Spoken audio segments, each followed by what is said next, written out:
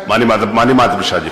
मान्यवर, मैं बड़े दुख के साथ कहना चाहता हूं कि हमारे इस सदन के वरिष्ठतम सदस्य श्री आजम खां, जो लखनऊ अलीगढ़ यूनिवर्सिटी के छात्र संघ के महामंत्री भी रहे हैं, पार्लियामेंट के मेंबर भी रहे हैं, राज्यसभा के सदस्य भी रहे हैं और बहुत दिनों तक इस सदन में सरकार के संसदीय कार्य मंत्री भी रहे हैं।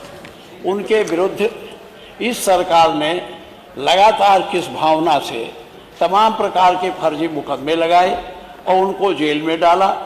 2 साल से ज़्यादा वो जेल में रहे।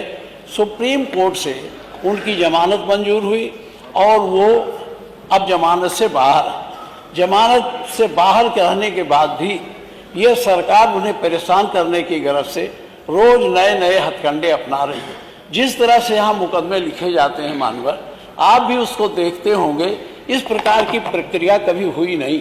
छोटी छोटी बातों पर मुकदमा लिखना, छोटी छोटी बातों पर फर्जी ढंग से चालान करा देना।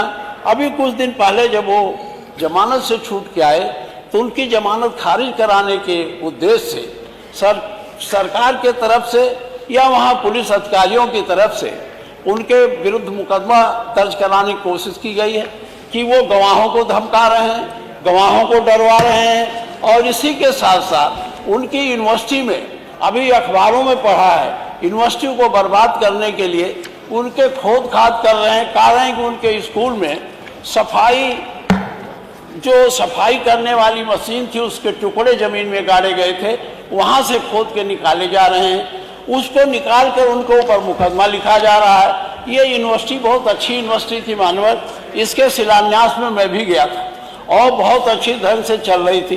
सरकार, हमारे मुख्यमंत्री जी रोज शिक्षा के बारे में कहते हैं तमाम विश्वविद्यालय हम स्थापित कर रहे हैं, वो भी एक विश्वविद्यालय है, उसे तबाह करने का, बर्बाद करने का इस तरह से जो उस खुली छूट सरकार के तरफ से अधिकारियों को दी जा रही है, ये बहुत उचित नहीं है।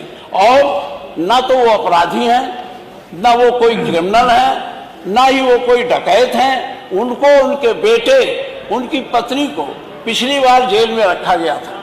मानवर में मिलने गया था। ये जो काल कोठरी बनी थी सीतापुर जेल में, जिसमें फांसी के सजा वाले रखे जाते थे, जिसमें एक तख्त पड़ सकता था, उसी तख्त पर वो रात दिन सोते थे और कोई ऐसी व्यवस्था नहीं थी। उन्होंने कहा भाई रात को हमारा दरवाजा खोल दो, इस गैलरी में हम घूम लें। वो दरवाजा भी नहीं खोला गया। बहुत बड़े अपराधी की तरह से, जिस तरह से अंग्रेजों ने अपने विरोधियों को काल कोठरी में बंद कर परेशान करने की कोशिश की थी, वही प्रक्रिया इस लोकतांत्रिक सरकार में अगर चले तो अच्छी बात नहीं है। हम सभी लोग यहाँ, सब लोग आंदोलन में जेल गए हैं, विभिन्न धाराओं में भी जेल गए। आंदोलन में जो फर्जी मुकदमे लिखे जाते थे, लेकिन इस तरह का व्यवहार कभी किसी के साथ नहीं होगा। यहाँ तमाम हमारे साथी हैं जो इमरजेंसी में भी जेल गए होंगे, हम लोग भी जेल गए थे, मीसा में भी बंद थे, लेकिन सरकार के तरफ से इस तरह से व्यवस्था नहीं की गई थी कि आपको एक काल कोठरी में बंद कर दिया जाएगा, आपको निकलने नहीं दिया जाएगा, आपको किसी से बात नहीं करने दिया जाएगा।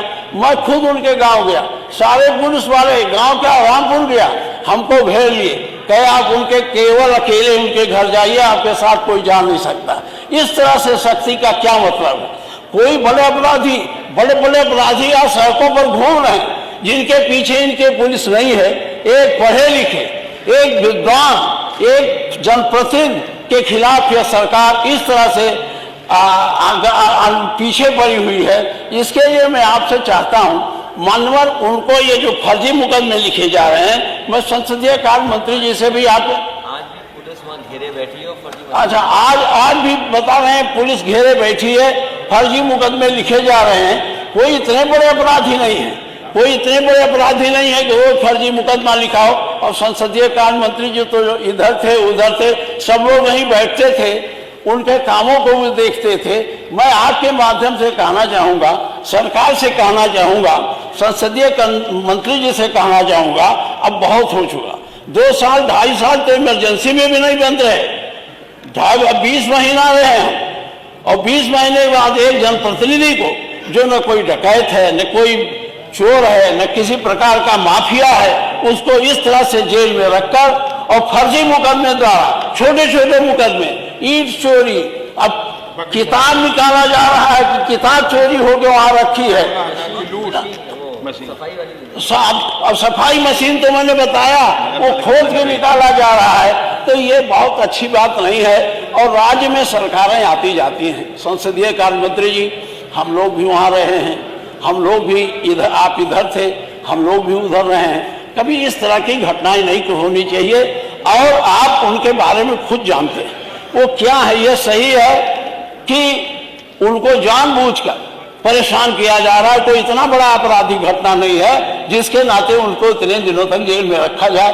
मैं अध्यक्ष जी आपके माध्यम से ये चाहता हूं कि सरकार को आप ये निर्देश दें, इस तरह से अनावश्यक या कोई बात है तो एक उससे जांच करा लें। ये सिपाही दरोगा जाके रोज मुकदमा लिख देता है, सही है कि गलत है कोई पता नहीं। कम से कम आपसे मेरा आग्रह है, इसमें आप हस्तक्षेप करें।